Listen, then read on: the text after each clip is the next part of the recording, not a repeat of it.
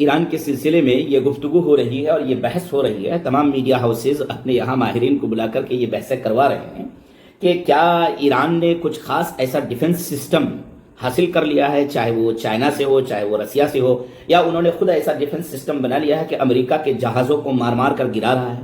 تو حقیقی بات یہ ہے کہ ایران کے پاس ایک حد تک کا ڈیفنس سسٹم ہے.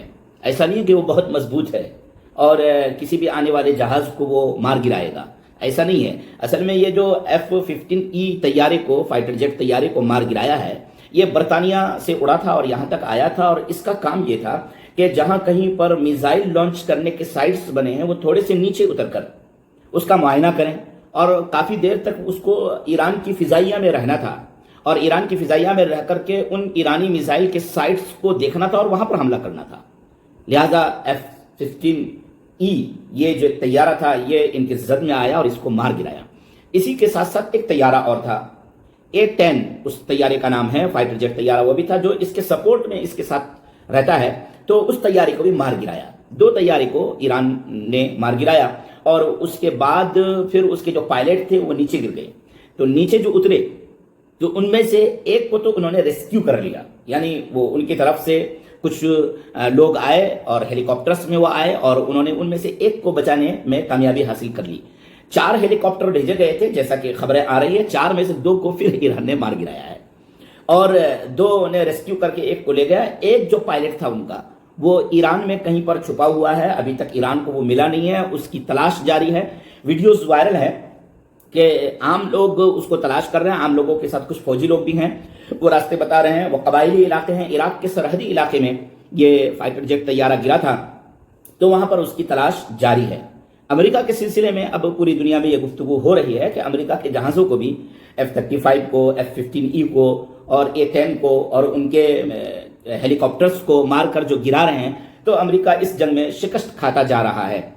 امریکہ میں میڈیا نے ٹرمپ سے پوچھا کہ آپ کے F-15E فائٹر جیٹ طیارے کو مار گرایا ہے جس کی بہت قیمت ہے، 900 کروڑ روپے اس کی قیمت بتائی جاتی ہے.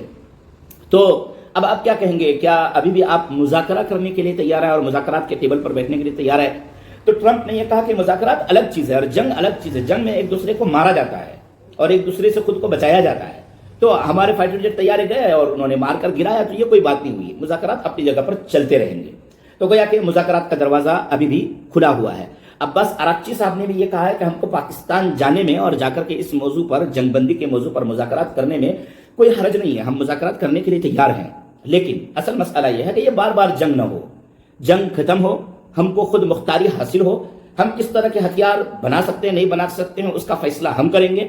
ہمارے اوپر جو سینکشنز لگے ہوئے ہیں، جو بندشیں لگی ہوئی ہیں، جو رکاوٹیں لگی ہوئی ہیں کہ فلاں ملک سے آپ تجارت کریں گے، فلاں سے تجارت نہیں کریں گے، آپ اس طرح رہیں گے، اس طرح نہیں رہیں گے، تو اس طرح کی یہ جو تمام رکاوٹیں ہیں، ان رکاوٹوں کو ختم ہونا چاہیے. عباس اراغچی صاحب نے یہ کہا ہے اور جنگ اپنے شباب پر ہے، جنگ اپنے حساب سے جس طرح چلنا ہے چل رہی ہے. اسرائیل پر بہت زبردست حملے ہوئے ہیں. اسرائیل پر اب حملوں کا جو سلسلہ ہے وہ بڑھ گیا ہے. 10 میزائل مارے جا رہے ہیں اور اس میں کلسٹر بم والے جو میزائل ہوتے ہیں وہ مارے جا رہے ہیں. وہ جا کر کے 10 کلو 12 کلومیٹر کے ایریا میں پھیل جاتے ہیں اور پھیل جانے کا مختلف جگہوں پر جا کر کے گرتے ہیں اور بہت زبردست وہاں پر حالات بگڑتے ہیں. تو ابھی بھی یعنی گزشتہ 24 گھنٹوں میں بیتہ تختہ پر حملہ ہوا ہے، کریات شمونہ، بنی براق، بیر الصبا، حیفا پر حملہ ہوا ہے. اسرائیل سے متعلق ایک پانی کے جہاز پر ڈرون سے حملہ ہوا ہے، پیچھا کیا گیا. ایران نے ایسا بھی ڈرون بنایا جو پانی میں تیرتا ہوا مچھلی کی طرح پانی کے نیچے سے اور اوپر سے چلتا ہے، اور کوئی پانی کا جہاز اگر اس کے ٹارگٹ میں آیا تو اس کو وہ مار دیتا ہے اور اس کو ڈسٹرب کر دیتا ہے. تو اسرائیل سے متعلق ایک پانی جہاز کو بھی ڈرون نے مارا ہے. اور دوفیق پر حملہ ہوا ہے، الجلیل پر حملہ ہوا ہے. تو اسرائیل پر زبردست حملے ہوئے ہیں، میں فوٹوز شیئر کر دوں گا. اسی طریقے سے مشرق وسطیٰ پر متحدہ عرب امارات پر آج 23 میزائل مارے گئے اور 56 ڈرونز مارے گئے ہیں متحدہ عرب امارات پر. بحرین پر 8 ڈرون سے حملہ ہوا ہے، 4 افراد بحرین میں زخمی ہوئے ہیں. عراق کے کیمیکل سائٹس پر، جو کیمیکل سائٹ امریکہ کا تھا، اس پر حملہ ہوا ہے اور بصرہ پر بھی حملہ ہوا ہے.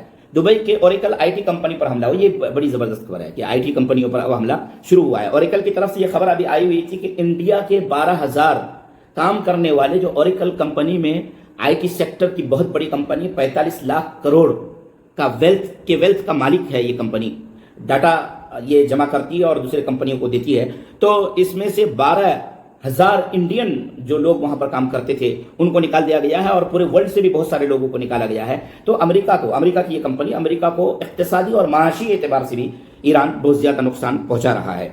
ईरान में अब्बास अराक्ची साहब ने तो कहा है कि हम जंगबंदी के लिए पाकिस्तान से गुफ्तगू करने या पाकिस्तान जाने या इस मौजू पर बात को आगे बढ़ाने के लिए तैयार है, लेकिन वही कि जंगबंदी ठीक तरीके से हो। बुशहर पर हमला हुआ है, ये एक खतरनाक मसला है।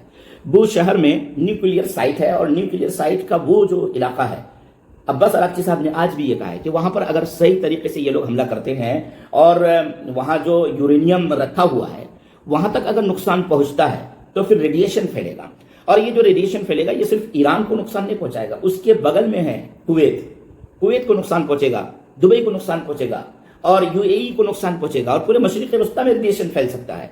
तो ये जो जंग है, इस तरह जो आप जंग कर रहे हैं, ये जंग किसी के लिए मुफीद नहीं है। लिहाजा इस तरह न क्या करें। ईरान के सीमेंट के प्लांट पर हमला हुआ है, हमले तो ईरान पर हो रहे हैं, और हमला अब सीमेंट के प्लांट पर आपने हमला कर दिया है तो ईरान फिर अब हमला वापस करेगा, और ईरान के जद में फिर आप आ जाएंगे।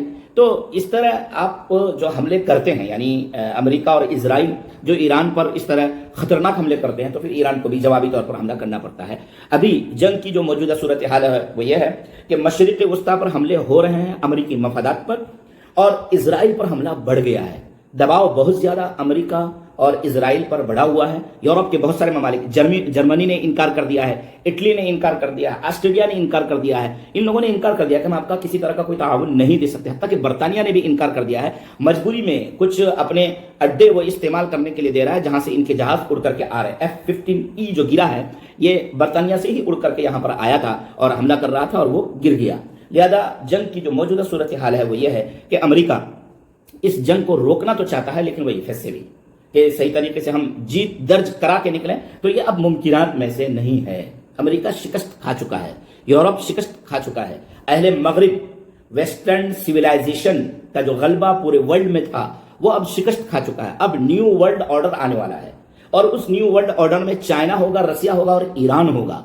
ईरान की अब नुमाइंदगी होगी। ईरान ने अपना डिफेंस सिस्टम मजबूत कर लिया है, ईरान ने अपना मिसाइल सिस्टम मजबूत कर लिया है, ईरान ने अपना ड्रोन सिस्टम मजबूत कर लिया है। अब ईरान में जो ये F-15E गिरा है, अब इसको उठा करके वो ले जाएंगे, इस पर रिसर्च करेंगे। उनके साइंटिस्ट मौजूद हैं, वो पढ़े लिखे लोग हैं। 98% लोग पढ़े लिखे हैं, जबकि अमेरिका में 50% लोग ही पढ़े लिखे हैं। 50% लोगों की हालत अमेरिका में यह है कि वो 8th क्लास के बच्चों की जो किताबें होती उसको नहीं पढ़ सकते हैं। जोहला की जमात है वहां पर, जाहिल लोग हैं। वो तो ठीक है, डॉलर में चूंकि पूरी दुनिया का निजाम चलता है और वो डॉलर जितना छापना चाहते हैं छापते हैं। उस सिस्टम को आज तक मैं नहीं समझ सका हूं। मेरी वीडियोस को जो आप हजरात देखते हैं, आप में से कोई अगर मुझे समझा सकते हैं तो समझाइएगा कि वो डॉलर कितना छाप सकते हैं। अच्छा, वो 35 ट्रिलियन डॉलर की उनकी इकोनॉमी है, उनकी जीडीपी है, और 39 ट्रिलियन डॉलर के वो कर्जे में है। मजीद और कर्जे में इस जंग के बाद वो चले जाएंगे। वो तो मशरिक़ वस्ता से पैसे उठाते हैं, मशरिक़ वस्ता से तेल उठाते हैं, और मशरिक़ वस्ता के ममालिक से पैसा लेकर के अपने यहाँ रखते हैं और पूरी दुनिया पर वो दंडना कर हुकूमत करते हैं। अब न्यू वर्ल्ड ऑर्डर आने वाला है, जो माजी का पीछे का गुज़िश्ता वर्ल्ड ऑर्डर था वो पीछे हटने वाला है। इस जंग से एक नई तारीख लिखी जाने वाली है। अस्सलामु अलैकुम।